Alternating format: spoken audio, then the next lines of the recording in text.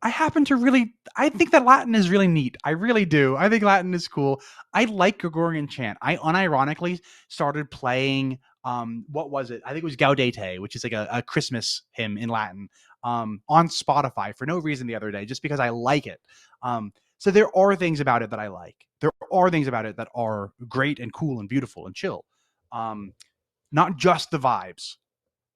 However, there are a lot of things that I am concerned about with regards to the growing movement. Traditional Catholicism is on the rise. Of course, that won't be any surprise to you if you watch my videos, because you're probably one of the people that has contributed to that rise or is at least interested in Catholicism. And I get it. I find so much about Catholicism fascinating. So it might be surprising to you that I'm having a guest on today who is someone who grew up in the Trad Catholic movement but is no longer that, and sees some worrying things in that. Because you might be thinking, why would we be talking about this? Like, this is an unequivocally good thing. But I think it's important to hear from people who have experienced this from the inside and whose experience might be a little different. That's not to say that there's only one experience or that Kevin can speak for everyone, but I think he has a really important story to tell, and I really hope that you hear him out. I'm not saying that that has to change the decisions you make or kind of your own confidence in the place you find yourself in if you're already a traditional Catholic. That's really not it at all. But I think we have to reckon the fact that not everyone has had these glorious experiences with traditional Catholicism. And that could be said the same thing for evangelicalism or all types of Protestantism and Orthodoxy. But I think those stories are worth hearing, whether you're becoming trad Catholic, whether you think that's the wildest thing to do or something in between. I think people's stories are just always important to hear, but especially when they're touching on something that you might be considering as a big part of your life. So all that preamble, I just want to say, I hope you hear Kevin out and that you're respectful to him and his story, even if you disagree with the conclusions he came to. I think this was a fascinating conversation. I really appreciate who he is and his willingness to come on this channel and share his story in front of an audience that he knows will probably disagree with him. And so my just request to you is to be kind and to be empathetic in your listening and to be charitable in your disagreements. There is one other thing I'd like to add. We talk a lot about trad Catholicism in this, or traditionalism. We don't define it till the end of the conversation, which was an oversight by me. So here's Kevin's definition of what he means by that. I'll say traditionalists, and I'll say something like traditionalists are reactionary, traditionalists are isolationist. And what I mean by that is the SSPX, the FSSP, the ICKSP, they are reactionary. They are. I'm generally not referring to the kinds of churches that I was just talking about. A regular diocesan Novus Ordo chapel that actually offers a Latin mass once a month or something like that. That's not what I'm referring to, though some people regularly attend diocesan Latin masses and they do call themselves traditionalists. Those, I'm generally not talking about those people. Without further ado, here's the interview. I hope you enjoy it. If you only went by kind of my YouTube algorithm, it would seem like every person on earth is converting to traditional Catholicism. And so many of them are doing it and loving it. And I'm super happy for them that they're enjoying it. But your channel came across my feed and you presented just a very different experience with traditional Catholicism, having grown up in it and having left it, but still speaking about it very respectfully, but also honestly. So that's what I'm excited to do here today. But to start, could we just get kind of like a brief overview of your story? What was the church you grew up in like? Let's start there. Yeah. So the church that I grew up in at the time was very, very unique. These days, it feels a lot less unique, which is very weird to me because growing up, absolutely nobody had heard of traditional Catholicism. But these days, there's no Catholic online who hasn't heard of traditional Catholicism. But regardless, I guess in some sense, my story starts with my grandparents. So my grandparents were Irish immigrants. They moved to this country shortly after the Second Vatican Council. So I'm sure that most of your audience is already familiar with traditional Catholicism, but that's the council that most traditionalist Catholics didn't really appreciate so much. So my grandparents were among those people. They didn't love the Mass in English. And so they purchased what was actually an abandoned Protestant church. And they started inviting priests to this church to come say the traditional Latin Mass. Um, this was in the very early days of the traditionalist movement, because you have to remember that there was no traditionalist movement prior to the Second Vatican Council, because, well, all the masses were in Latin. But now there is this kind of reactionary movement that's happening within the Catholic Church, the traditionalist movement. And so priests are being invited to this unincorporated Catholic chapel that my grandparents helped to found. After several years of this, there is a vote that occurs in the chapel. And what were they voting on? They were voting on which traditionalist organization to join. There are a few different traditionalist Catholic organizations. And the big one is the SSPX. And then the second big one, I guess, is probably the FSSP. Without getting into a ton of church politics, the FSSP is an offshoot of the SSPX, but they are both similar. They are both traditionalist Latin Mass Catholic organizations. It's just that the SSPX is perhaps a little bit more antagonistic towards the Pope, and the FSSP tries to be a little bit more, tries to play a little bit more nicely with the Pope. The FSSP wins the vote, and then I'm born shortly after that. So I don't mind telling everybody my age. I'm 29. I was born in 1995. And so I was born into the FSSP, this traditionalist Catholic organization. Something that I don't think a lot of people know about Catholics is that some of us grow up young earth creationist. I think that when a lot of people hear young earth creationist, they assume uh, Protestant, and probably like evangelical Protestant at that. And what's funny is that some people have remarked that the traditionalist Catholic movement is the evangelicals of the Catholic Church. So I grew up learning young earth creationism from the pulpit, as well as in school, because I actually went to school in the basement of this church. When I say that I went to school in the basement of this church, that means that I was at this church at least 6 days a week, Monday through Friday and Sunday. However, I was often there on Saturdays if it wasn't for a youth group.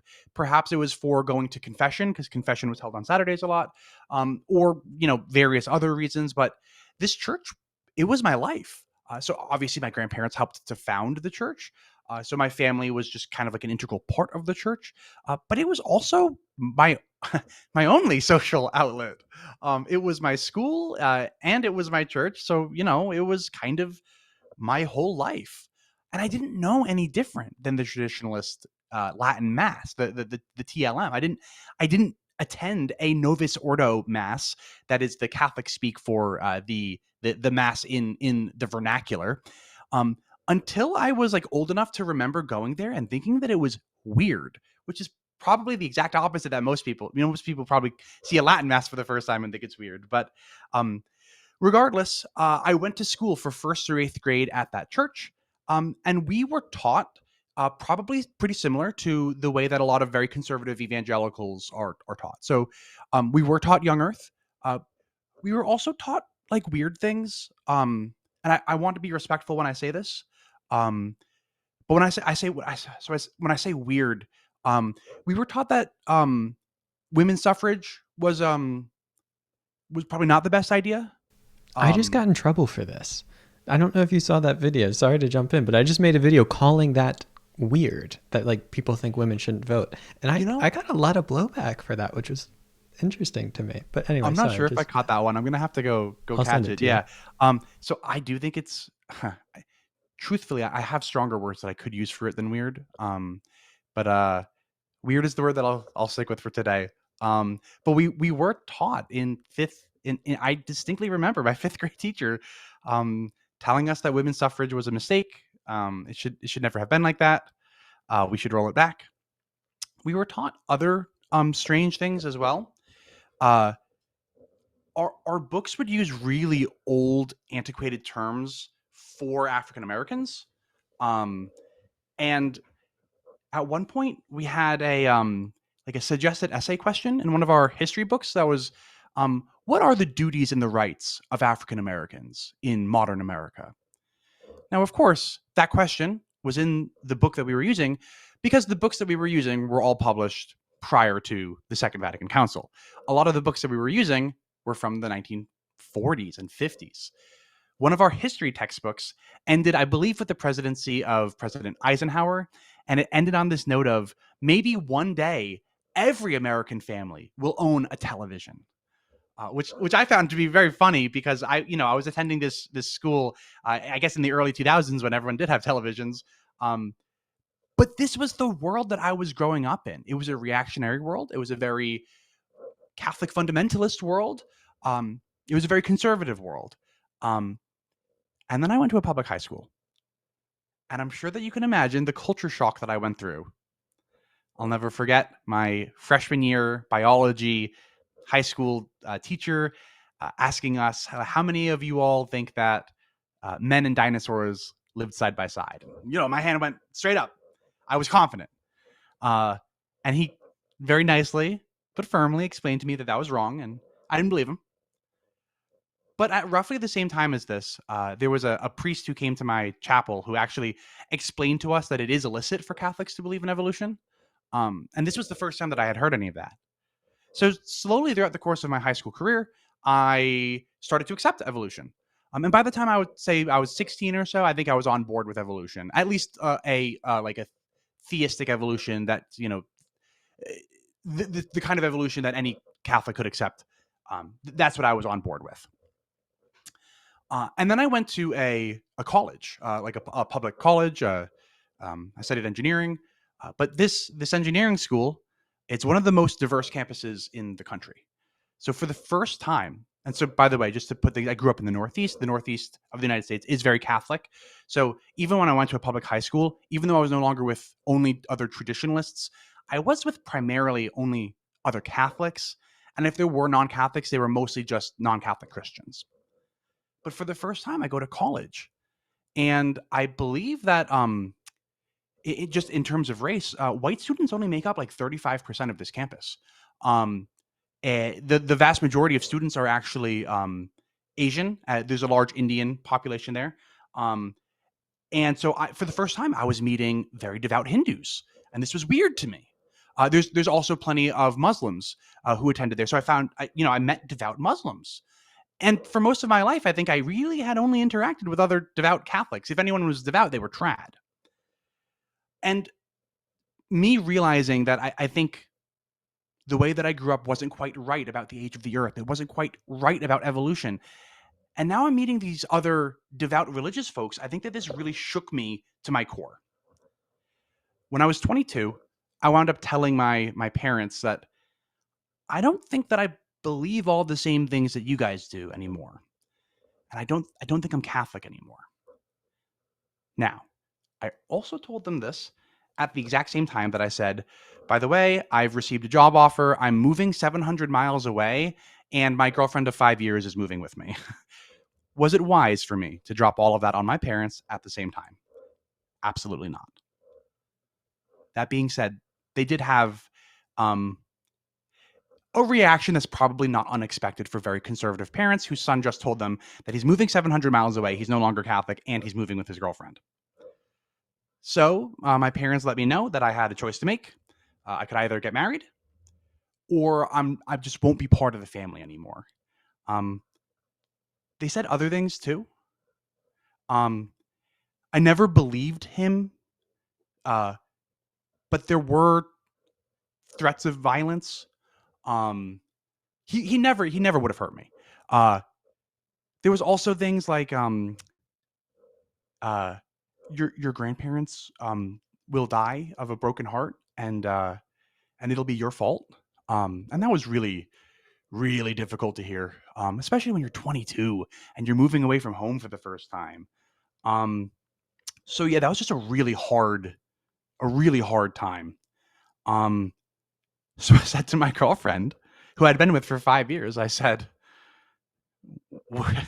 "Will you marry me to make my family happy?" And she said, "I don't care. Like, let's do what we got to do." So we had a 3 month long engagement.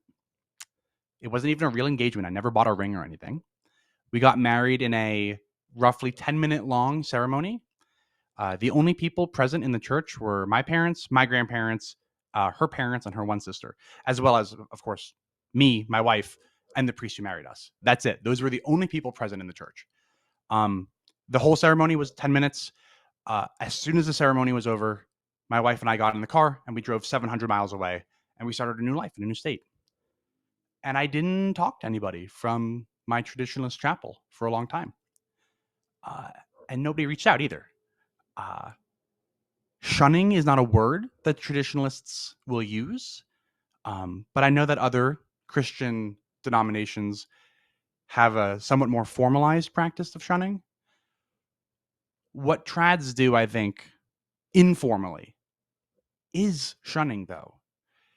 There's definitely a culture of just don't talk about it. So if whenever, and this happens all the time, right? Kids kids grow up and they don't practice the same religion as their parents.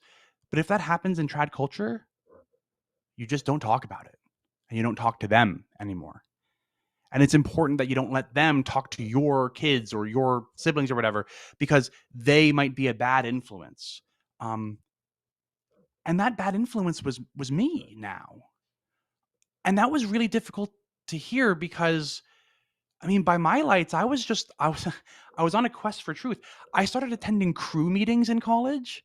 Um, and for those of you who don't know, crew used to be called Campus Crusade for Christ. It just got shortened to crew, but it's a non-Catholic Christian college apostolate outreach program thing.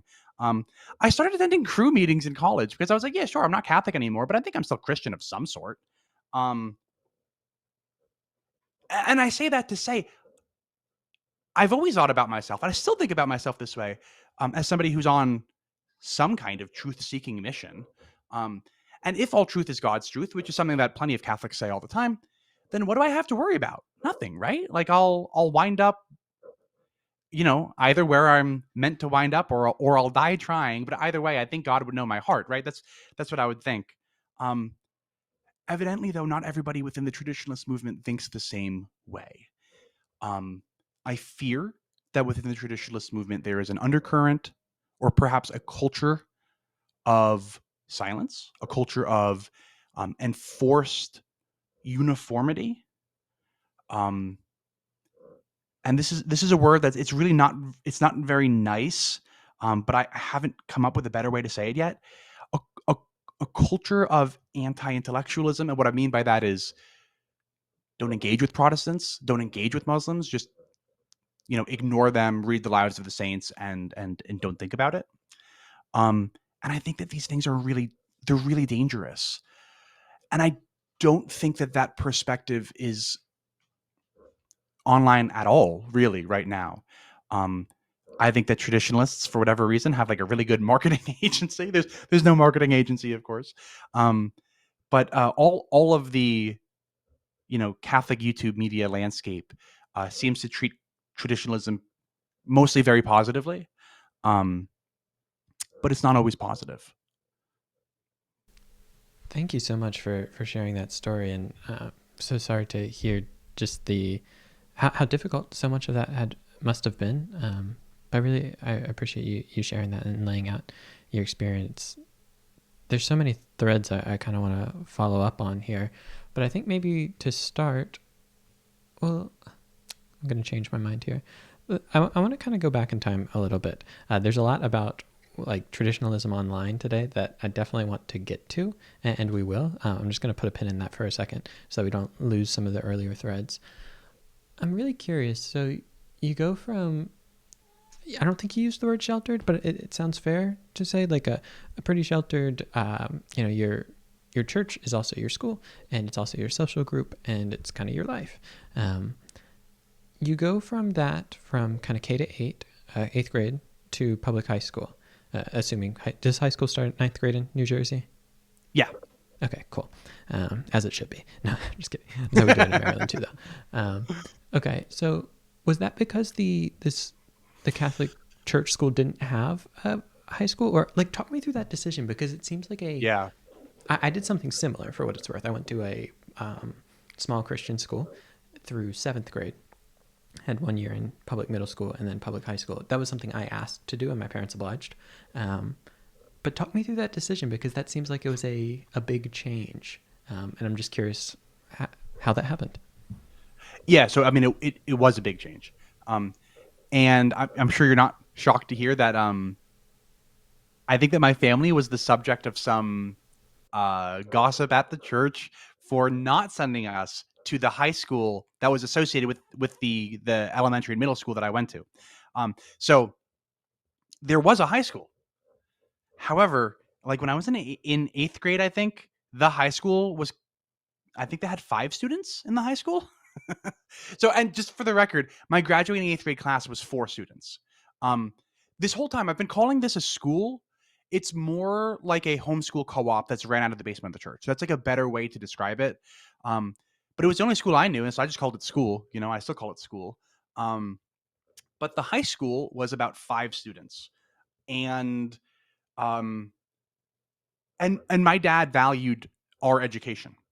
When I was in eighth grade, I actually wound up doing double math, because the first through eighth grade section of the school was actually not doing math at the same level as the public schools in New Jersey. We were behind. By the time that we got to eighth grade, we were behind by a year. So in eighth grade, I did normal eighth grade level math for that school. And I also would walk upstairs and do math with the freshman high schoolers. Um, but when I say do math with them, it was really just, okay, Kevin, here's your assignment. Now go back downstairs, learn math a level below, but do the homework for math a level above. And I did that so that I could catch up to the public schools. My parents knew this. My parents valued my education, and they knew that the educational opportunities at the at the high school associated with my parents' church just wasn't the same as what a public school could offer. Um, and just to let you know, the teachers at this homeschool co-op ran out of the basement of a church. They were like my friends' parents and stuff like that. My friends' moms for the most part. Not all of them went to college, so they weren't the same. And I this is not a knock on them at all. They I mean, it worked out. I have a good job and stuff now. You know, I got an engineering degree, so clearly whatever they did was fine. But they just didn't have teaching degrees, and the teachers at public school did have teaching degrees. So my parents made what I'm sure was a very difficult decision to send me and my siblings to a public high school, mostly for the educational opportunities that were present at the high school, that weren't present at the church's school.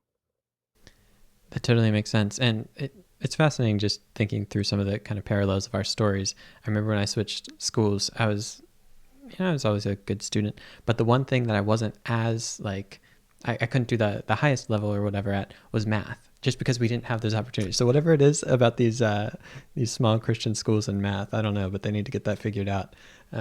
Okay, so you go to public school for the educational opportunities. It's a culture shock. I also did just want to mention that I distinctly remember my school also taught young earth creationism, and I'll probably get canceled by my audience to say that like I don't hold to that, and I don't. It's fine if people do, but I remember distinctly going to a museum for a field trip, and the students who were like I think elementary school students telling like the tour guides that they were wrong about the dating of these things. And I remember then just thinking that this is a little strange, but it's gotten much more strange the older I've gotten. And look, like I'm not a scientist. I'm not here to get into all of that, but just culturally, that overlap is interesting. And again, this was more of like an evangelical Bible church school, but the parallels are interesting there. Yeah. So then you go to public college. Was that also like is this like levels of scandal? If you will, like in terms of like for you, like because you say like your family's getting some kind of pushback, like you're sending your kid to this public school, maybe that's not good, and then I get this sense in some of the circles that I grew up in, not all, but some, that colleges looked on as a very dangerous place in some ways, where there's liberal professors and they're going to kind of lead you astray and all of that.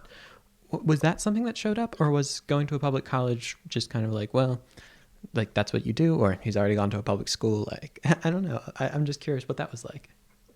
So I'm sure that there was some degree of, well, he already went to a public high school, so what's the point? Go ahead, go to a public college. I'm sure that that was part of it. Um, I can tell you that most of the people, most of the kids at the chapel that I grew up at, wound up going to one of 2 colleges. Um, one was Franciscan University in Steubenville, Ohio. That's Catholic Mecca, Steubenville, Ohio. I say that lovingly. Um, but it's it's not just the trads who go to Steubenville. Matt Fradd's Pints with Aquinas was located out of Steubenville up until very, very recently. I believe that he just relocated to Florida or something like that. Um, but there's like a lot of Catholic stuff in Steubenville because of Franciscan University. So that's the one. And then the other place that people go is it's in Virginia, and it's called the name escapes me right now, but there's a university that a lot of us went to in Virginia. I think it was even more popular than Steubenville, and the name escapes me. That's all right. But the school that I went to was neither of those. The school that I went to was commuting distance from my parents' house. So I didn't really live on campus. I wound up living on campus eventually, but that's kind of unrelated. Um, I think importantly though, for me, I went to a polytechnic institute. Um, so we were like 80% male, 20% female. And I think that that made it more okay for me to go to that school. Um, Also, we didn't have liberal arts. So I think that the ever present looming threat of communist professors was kind of not a concern because I'm learning fluid flow and like heat and mass transfer and stuff like that. And like, I don't care There's if you're no liberal or like conservative, woke right? physics in this way. Yeah. Exactly. And that's all I was taking was physics and chemistry and math. Um, so I think that there was less of a concern because I went to a polytechnic institute instead of a more traditional college that did offer liberal arts. Which is just fascinating. I mean, I see where it comes from. On the one hand, like when I think of the best parts of the Catholic tradition is that there can be a great love for the liberal arts, but I suppose it's in a very certain way. Um, and I suppose that's part of the problem. So I guess I can see how a Polytechnic Institute would be a safe option because even though maybe the liberal arts are good, it's even worse to get bad liberal arts. Is that fair? Something like that? So, yes, you are correct, but I also think that there's a difference culturally between like Novus Ordo Catholics and Traditionalist Catholics, where I think that the great love and appreciation for liberal arts is primarily a Novus Ordo Catholic thing. Um, it's like when I think of like Catholics who love liberal arts, I think a lot of like Jesuits and stuff like that. And sorry if I'm using like really specific Catholic lingo, but the Jesuits are a group of Catholic priests. That's like a good way for me to put it. Um, and they have a reputation these days of being very liberal, although that used to not be the case. Um, and so when I think of liberal arts and Catholicism, I think of like Jesuit schools. Um, I believe that Seton Hall in New Jersey is a Jesuit school. Um, and I don't find that the traditionalists love liberal arts so much. Um, they don't seem to love higher education at all.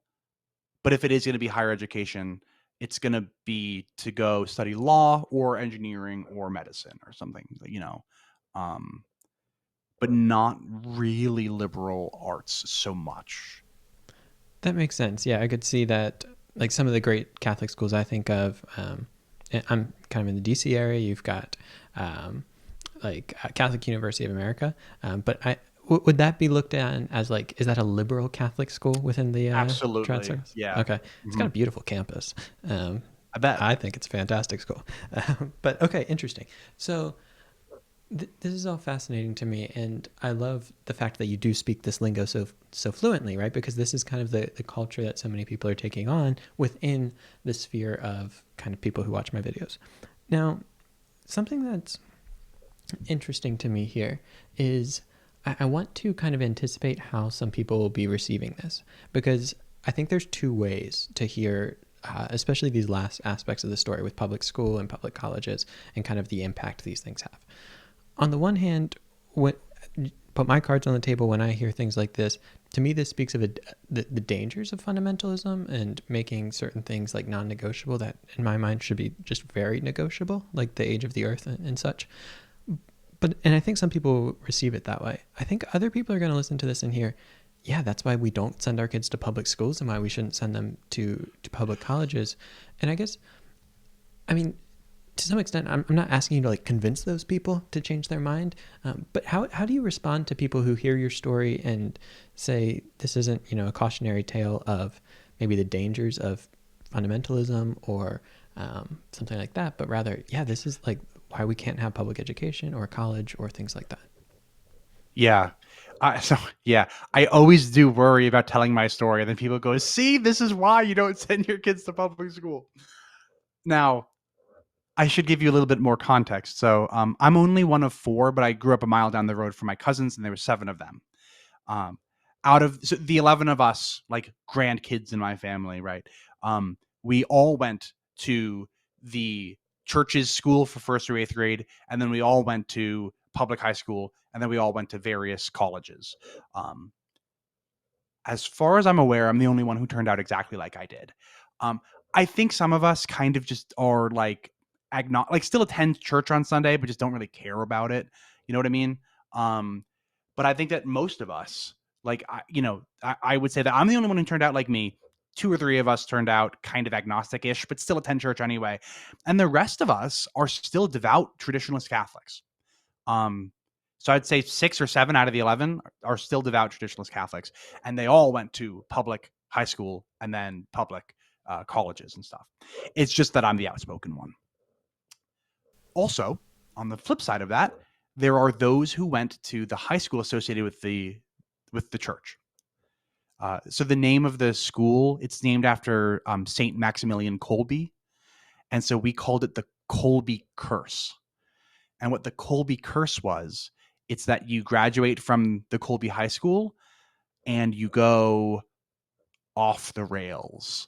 Now, this obviously wasn't true across the board for every person who graduated, but there was this uh, theory among us that those who graduated from Colby would go and um, do illegal substances and not hold down jobs and definitely not attend church anymore, and just kind of go crazy.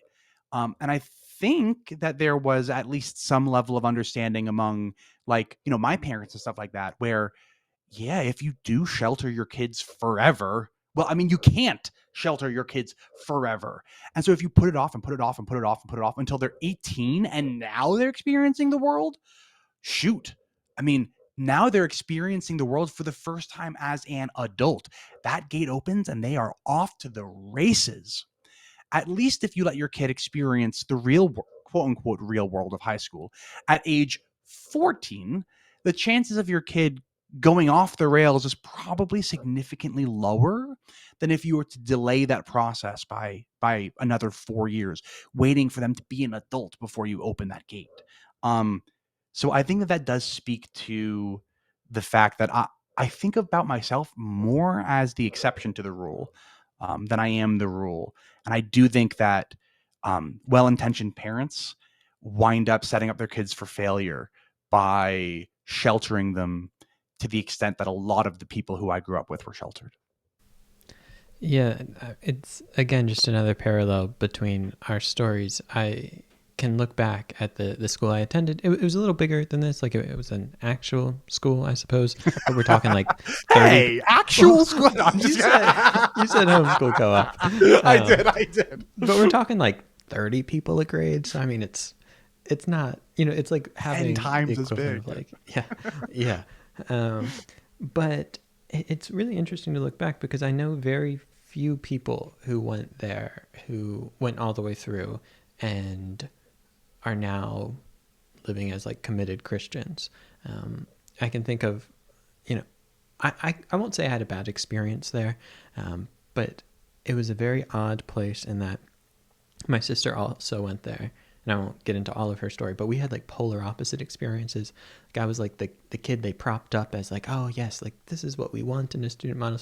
And she is one of the best people I know, but didn't fit the mold and was just constantly vilified. And the amount of just like spiritual and emotional abuse she went through, like it's horrifying.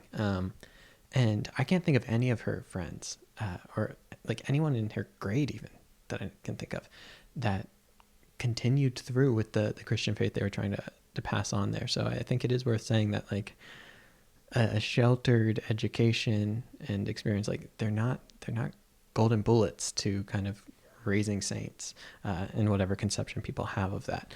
So I appreciate that we could kind of touch on that a little bit. I want to talk, and this is one of the biggest things I've wanted to kind of ask you, and one of the reasons I wanted to do this episode is today online, a ton of people are super interested in this. and for various reasons. And we can maybe get into why that is in a second. But before that, a lot of people are interested in traditional Christianity. And when I say traditional Christianity or traditional, I'll say traditional Catholicism, just to speak directly to your experience. I don't mean just like holding to the dogmas of the faith. I don't mean being, obedient to the Pope. Oddly, those things can actually kind of go in different ways. But I mean, like the kind of culture of trad Catholicism. But I think people are attracted to this, and yet they don't have a lot of firsthand experience of it. They maybe gone to a Latin mass or something. Even more so, I think people listen to people on the internet and find the arguments for it compelling, find the history deep, and maybe find the form of the liturgy really beautiful and novel. But what are the things you wish these people knew that they might not know as an outsider about just the culture of trad Catholicism? Ooh, yeah. I think that the most important thing for them to know going into it is that, and perhaps things have changed in the 6 years during which I haven't been Catholic, but traditionalist culture is both isolationist and reactionary. And those two things are both important.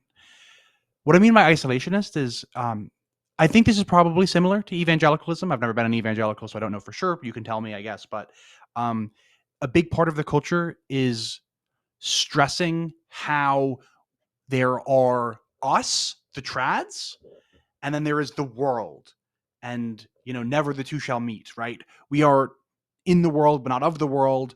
We're not the worldly ones. The worldly ones are, everyone else, including all the other Catholics who just aren't trad, by the way. Um, and it's isolationist. I mean, when I went to public high school for the first time, I remember so the public high school that I went to, I think that like my graduating like senior year class was 170 kids or something. So still not a very big school, but it seemed enormous to me. And I was shocked when it seemed like everybody knew everybody else. I was like, there's 170 of us. How do you possibly know everyone?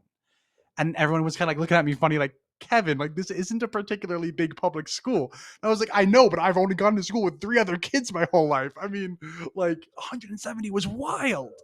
Um, and so that isolationist attitude carries over into Sunday Mass. Um, you can't tell this through a camera, but I'm 6'3", and most of my siblings and cousins were all very tall. And by the way, of the 11 of us grandkids, there's only one girl and there's 10 boys, and the one girl was born on April Fool's Day, which is very funny. But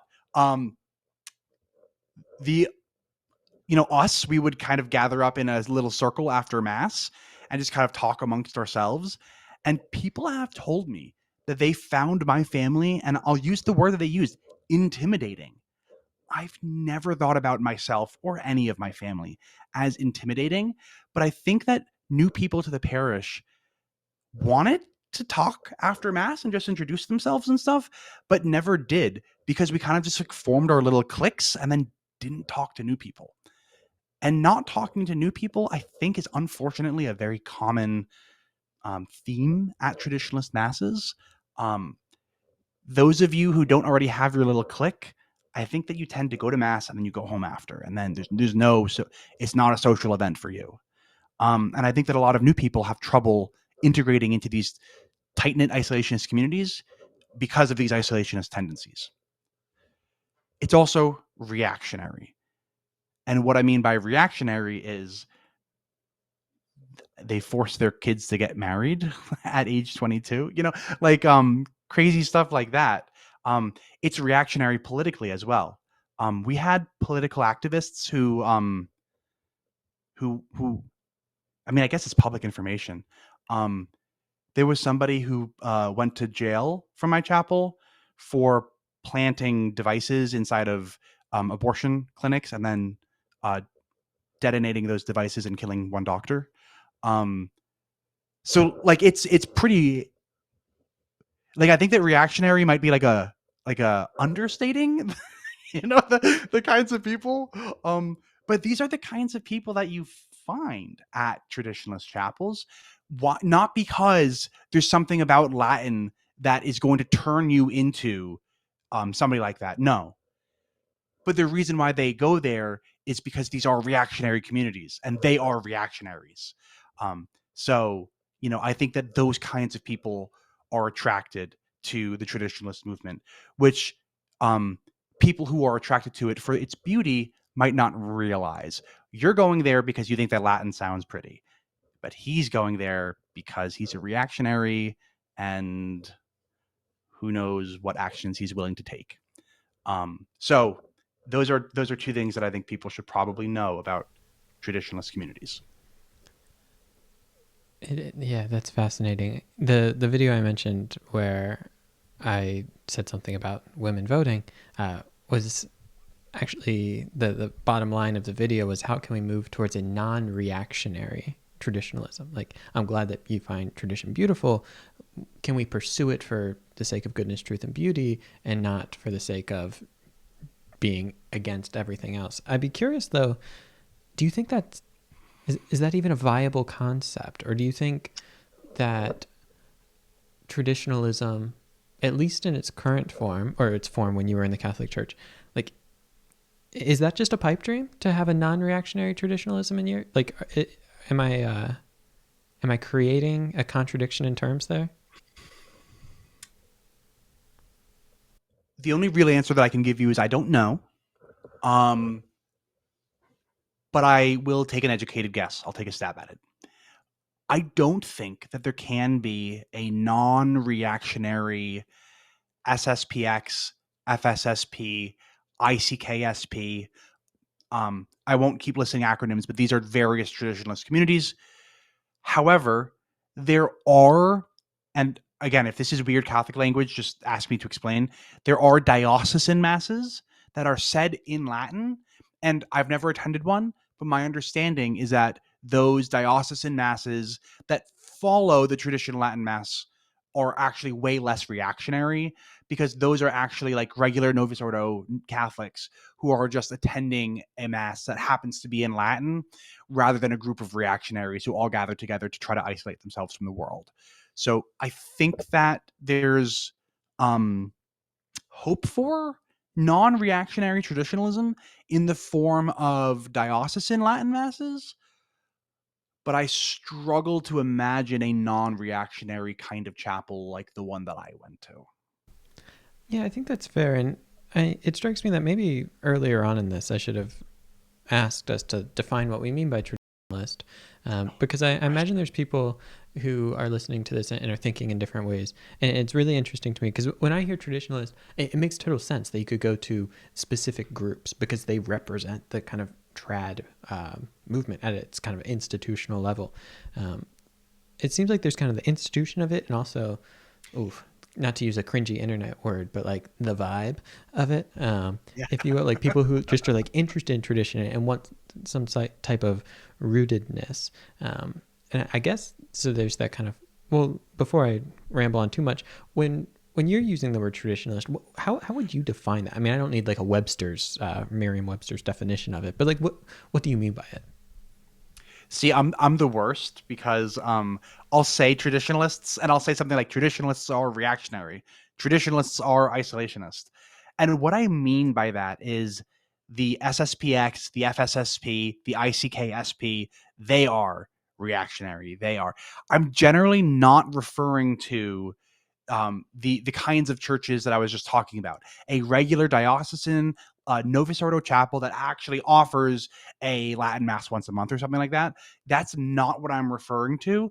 Though some people regularly attend diocesan Latin masses and they do call themselves traditionalists. Those I'm generally not talking about those people for a number of reasons. First and foremost, I didn't grow up like that, so I can't really speak to it.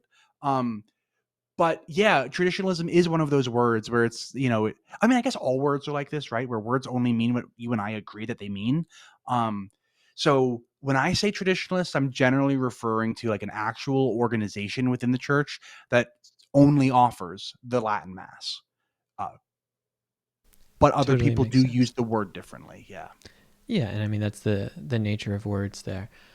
So I asked, what would you like people on the outside to know, um, without like getting into just too much, I guess, like fear mongering. I would be genuinely curious though, like as you see an increase in interest in these traditionalist groups, what worries do you have? I mean, I imagine you have some worries as someone who has left that. I imagine you don't see it as an altogether like positive thing, even if there may be some positive elements. I don't know if you would say that or not, but there's this movement happening. It might seem bigger than it is based on the internet, but it's happening in some sense. How do you interpret that, and maybe what worries you about it? Yeah, I should start off by saying I think I've spent the last hour only saying negative things about the traditionalist movement, and I don't want to do that. Um, I happen to really I think that Latin is really neat. I really do. I think Latin is cool. I like Gregorian chant. I unironically started playing what was it? I think it was Gaudete, which is like a Christmas hymn in Latin, on Spotify for no reason the other day, just because I like it. So there are things about it that I like. There are things about it that are great and cool and beautiful and chill. Um, Not just the vibes. However, there are a lot of things that I am concerned about with regards to the growing movement. And this is a little bit of a cheeky response, but I do mean it. I think that my number one fear is that there will be more Kevins in 20 years. Now, why did I say in 20 years? Because I think that this influx of people to the traditionalist movement, by and large, they're adults. They're at least 18. Um, and they didn't grow up like I did, but their kids will. And if their kids grow up like I do, are these people going to tell them that they will kill them if their younger siblings find out about their apostasy? I sure hope not,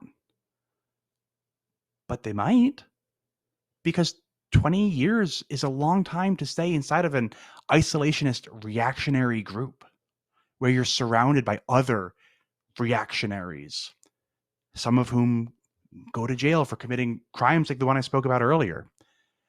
And I really don't want there to be more Kevins. Um, and I don't mean that in a self-deprecating way either. I'm proud of the person I became. I do my best anyway, Um, but I went, you know, I went through some kind of hell, Leaving the culture that I grew up in was the hardest thing I've ever done.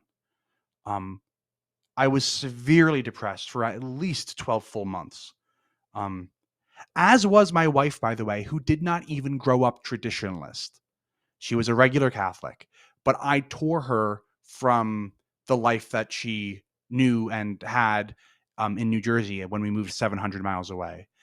Um, so I don't want them to go through what I went through. And I'm afraid that all of these converts, they just don't know what it's like to grow up in a culture like that. You converted to that as an adult. You had a normal childhood. Your kids won't have that unless you go out of your way to give it to them. But I don't know that they want to. The way that they're talking online, the way that a lot of these trads talk online is about moving to Steubenville, forming their little Catholic commune where they don't have electricity or whatever. And I just really worry that in 20 years, there's going to be a lot more Kevins on the internet. And I just hope not. I appreciate that, and I know you said it wasn't self-deprecating, so I don't want to just like add too much on top of it. I think from everything I've seen in my interactions on your YouTube channel in this video, like I'm glad you're proud of the person you are, and I also understand that other side of it, but that you wouldn't want anyone to go through what you've gone through to get where you're at. I don't know if hopeful is the right word, but I'll say on a bit more hopeful or on a positive side or whatever we call it. Like, how do we prevent that? So, and what I mean from this, and I guess I'll just put my cards on the table. I probably should have at the beginning of this video. Like, I find a lot of I find the Latin Mass cool. I find a lot of the kind of like historic rootedness really interesting and really kind of intellectually fulfilling in a lot of ways. And I think, the Catholic Church has a lot of kind of deep rabbit trails to go down. I think that that's great. I find the kind of like social, cultural side of trad Catholicism a bit bewildering. And maybe I'm just showing my cards that I'm too worldly or what have you, but like it just, it's a bit bewildering to me. And to not press too hard, but at least in certain expressions of it, especially as a married man who loves my wife dearly, like bringing my wife into some of those cultures and just kind of like the rhetoric around a woman is troubling to me in some of that. So while I find aspects of it really interesting and beautiful, there's other aspects of it that I find worrisome. And so my question for you is, for those people who find not just like it interesting like I do, but say like, no, I'm going to become Catholic, I'm going to convert, and I think that it should be some type of like more traditional form. I'm not saying like FSSP or SSPX or used another one there, ICK, something. ICKSP, yeah. Wow, okay, lots of acronyms. I know, I'm sorry. No, it's fantastic. I mean, I work for the government. I You're should be used to used to them. acronyms. Yeah. But so I guess for those people who they're excited, like, and maybe this video is even a little troubling to them. Maybe they have strong opinions about it. But what kind of message would you like to get across to those people? Not of like, hey, I think this is all wrong, because I think that's kind of a separate question. The like, is this true? Is this good? And so for them, like, they think it's true. They're going to become Catholic, and they want tradition, generally speaking, but they do want to care for their kids well. They want they don't want to create Kevins insofar as they don't want their kids to have bad experiences. And so what would you say to them? Like, they're going to do this, but how can they do it well? Yeah. Oh man. Um I think almost like 2 years ago now is one of the first videos that I think I ever made was if you're trad and you have kids, please don't do these things that happened to me. Um and I think if I could summarize that video in, kind of one bullet point, it would be something along the lines of don't isolate your kids. I think that isolation like that is really, really detrimental. Um, and when I say don't isolate them, I even mean encourage them to search for truth, even if the truth leads them outside the city limits of Rome. Right? Um,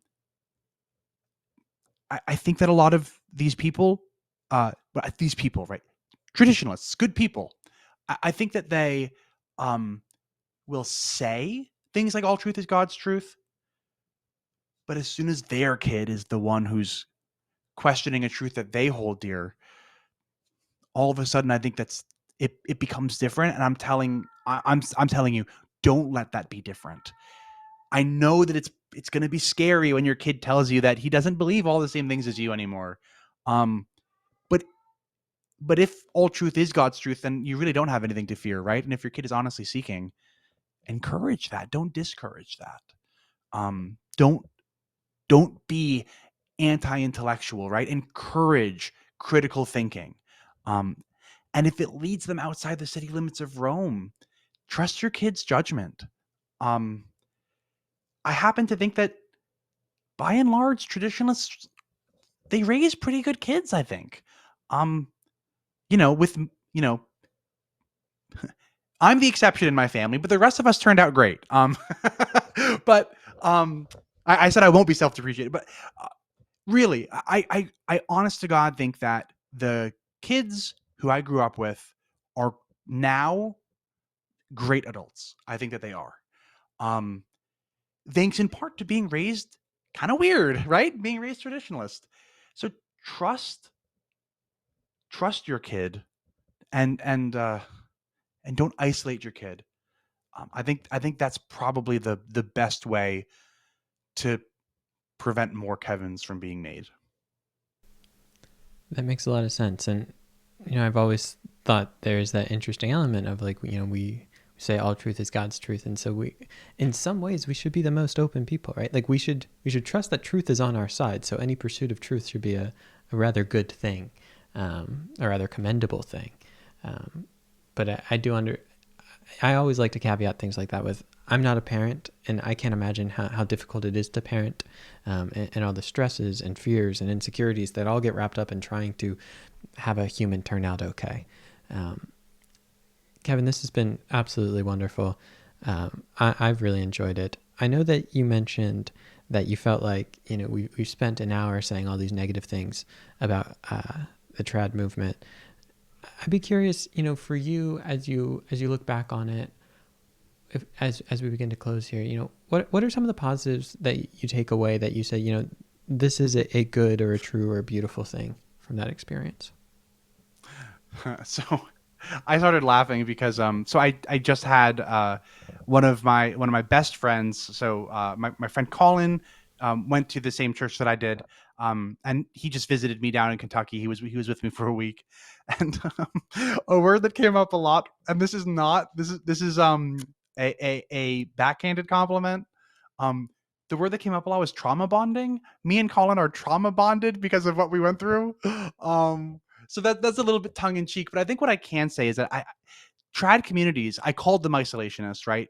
Um, but a positive side effect of that is they're tight knit. Um, I have friends like Colin who I talk to a lot more. And then I have other friends who maybe I talk to a lot less who I grew up with, but I know that, I talk to them a few times a year, and every time I do, it's like we didn't skip a beat, right? Um, because I spent 6 days a week with these people. So you become really good friends with the people that you grow up with. That is an awesome thing about the trad community is how tight knit it is. Um, Something else that I think is really good, and I don't talk about this at all on my channel because I'm not like uh, I don't get involved in culture war stuff. But I think that technology can really just stink sometimes. I think technology is the worst. And I don't literally mean that. But I think that trads are late adopters of technology. Like we didn't get internet in my house until I was probably 11 or 12 or something, which means we didn't have internet until 2006 ish. Um, so, and that's not abnormal in the trad community. We all seem to adopt technology really late. I didn't get a smartphone until I turned 18, and at that, it was a Windows phone, which don't exist anymore. But smartphones existed. Like I could have got one at 14, but I didn't. My parents, new technology, didn't want it. I kind of think that's awesome. I think that new technology should I think that people should be a little bit more cautious about it. And trads are, by again, painting with a broad brush, but I think that trads um, have a healthy level of skepticism about new technology, and I think that we should because I think that sometimes new technology is really dangerous, especially for kids, and I think trads do a good job of that. Um, and then something else too is I've seen statistics um, that suggest that trads are super super super generous, like in terms of charitable giving. Um, and I don't know the dollar amounts that the families that I grew up with donated, but I do know how many kids they adopted.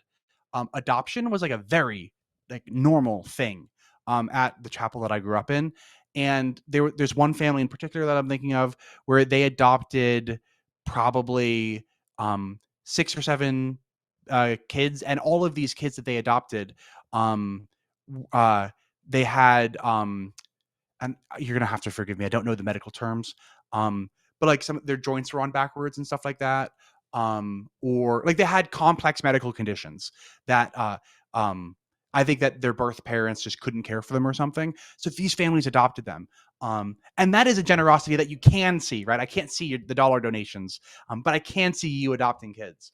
Um, and so those are just three things, just off the top of my head, that I think are awesome about the trad community. Again, painting with a broad brush, every person is going to be different. But those are themes that I've seen within the trad community that I love, and I wish that non-trad Catholics would adopt those particular aspects of trad culture. I really appreciate that. And I don't do that, here at the end to kind of whitewash over all of the other things. But I know that you said that you wanted to say some good things there, or at least had noted that you'd only said I primarily negative things. I did, and thank you for giving me the opportunity to say that because my whole YouTube channel is about why I'm not Catholic anymore, and then in particular, I'm not traditionalist Catholic. So I think it's like really easy for me to forget to bring up the parts that are legitimately awesome, and then I just become a negative Nelly, and I don't want to be a negative Nelly. Um, I don't think of myself as that in real life, but sometimes I worry that my YouTube channel is that way. So thank you for giving me the opportunity to say some positive things. Absolutely.